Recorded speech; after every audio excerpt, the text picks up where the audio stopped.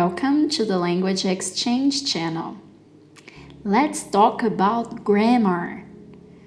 I know people usually don't like grammar, but some others really like studying grammar. And grammar is really important when you want to speak a language.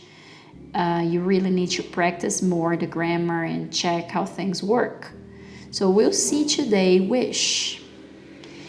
We use wish with past tense to refer to present wishes.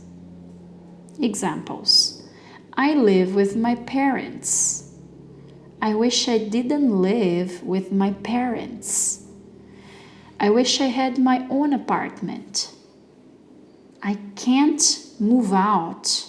I wish I could move out. Some other examples here. Life is difficult. I wish it were easier. Here, after wish, were is used with all pronouns.